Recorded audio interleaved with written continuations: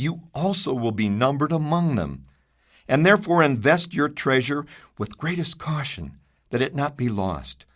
Unrealistic rates of return are deceitful sirens that sing but to lure the unwary upon the rocks of loss and remorse. Provide also that your family may not want should the gods call you to their realms. For such protection, it is always possible to make provision with small payments at regular intervals. Therefore, the provident man delays not in the expectation of a large sum becoming available for such a wise purpose. Counsel with wise men. Seek the advice of men whose daily work is handling money.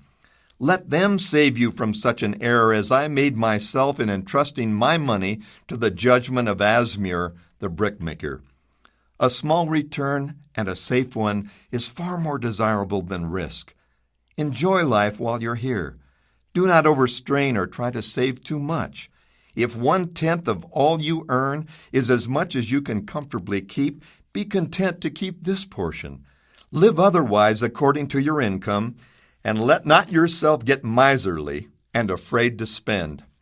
Life is good, and life is rich with things worthwhile and things to enjoy. His friends thanked him and went away. Some were silent because they had no imagination and could not understand. And some were sarcastic because they thought that one so rich should divide with old friends not so fortunate. But some had in their eyes a new light. They realized that Algamish had come back each time to the room of the scribes because he was watching a man work his way out of darkness into light. When that man had found the light, a place awaited him. No one could fill that place until he had for himself worked out his own understanding, until he was ready for opportunity. These latter were the ones who in the following years frequently revisited Arkad, who received them gladly. He counseled with them and gave them freely of his wisdom, as men of broad experience are always glad to do. And he assisted them in so investing their savings that it would bring in a good interest with safety, and would neither be lost nor entangled in investments that paid no dividends.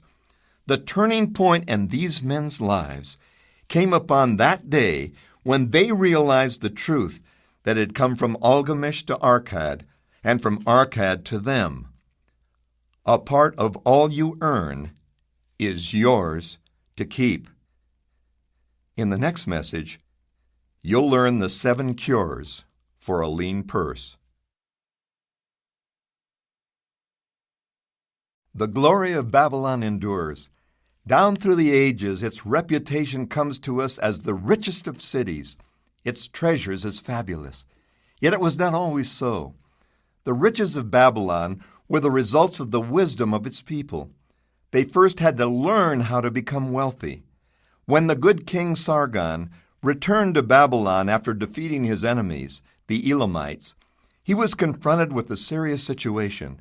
The royal chancellor explained it to the king thus: "After many years of great prosperity brought to our people because your majesty built the great irrigation canals and the mighty temples to the gods, now that these works are completed, the people seem unable to support themselves.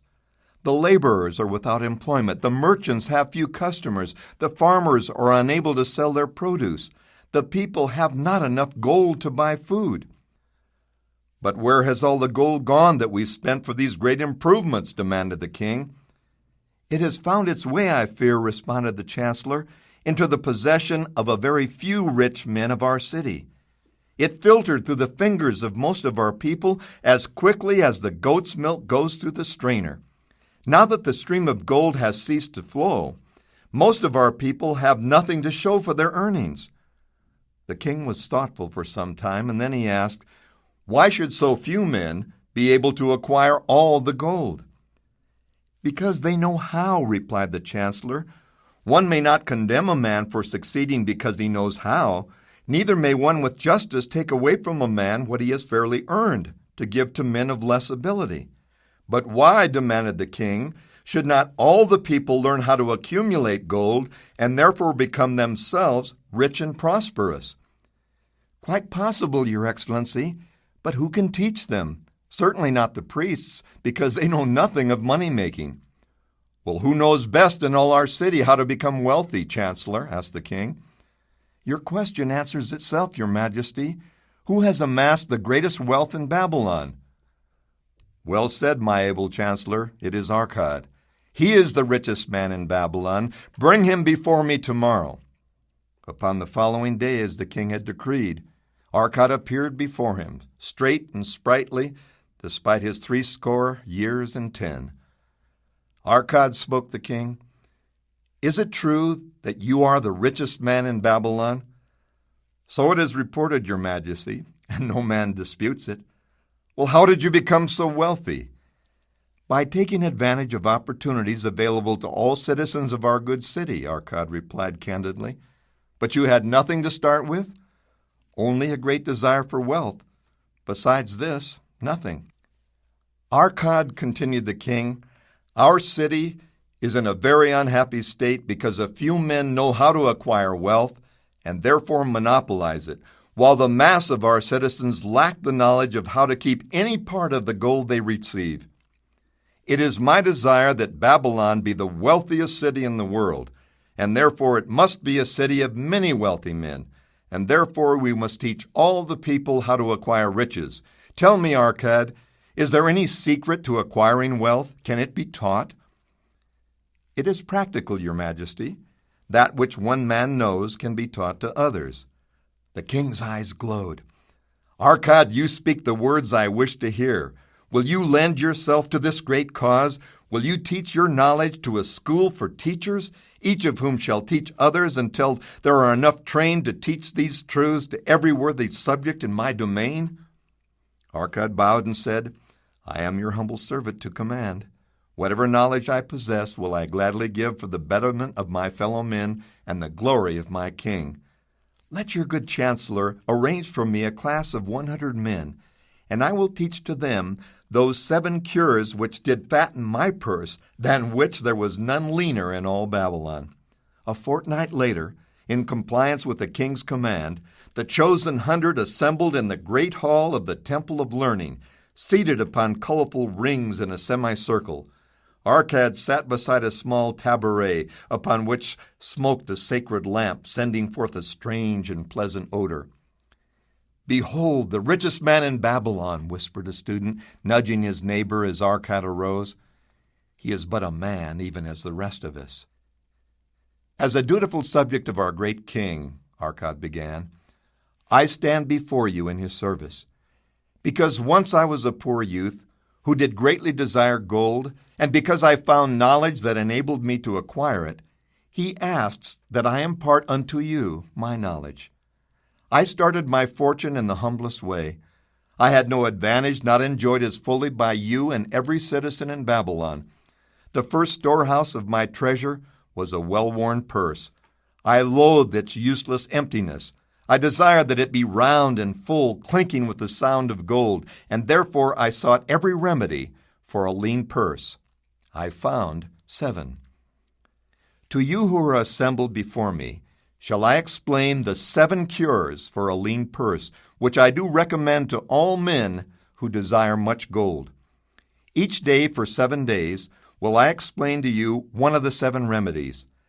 Listen attentively to the knowledge that I will impart. Debate it with me. Discuss it among yourselves. Learn these lessons thoroughly, that you may also plant in your own purses the seed of wealth. First, must each of you start wisely to build a fortune of his own. And then will you be competent, and only then to teach these truths to others. I shall teach to you in simple ways how to fatten your purse. This is the first step leading to the temple of wealth, and no man may climb who cannot plant his feet firmly upon the first step. We shall now consider the first cure. The first cure: start your purse to fattening. Arkad addressed a thoughtful man in the second row. My good friend, at what craft do you work? I, replied the man, am a scribe and carve records upon clay tablets. Even at such labor, said Arkad, did I myself earn my first coppers. Therefore you have the same opportunity to build a fortune. He spoke to a florid-faced man farther back. "Pray tell, what do you do to earn your bread?" "I," responded the man, "am a meat butcher. I do buy the goats the farmers raise and kill them and sell the meat to the housewives and the hides to the sandal makers.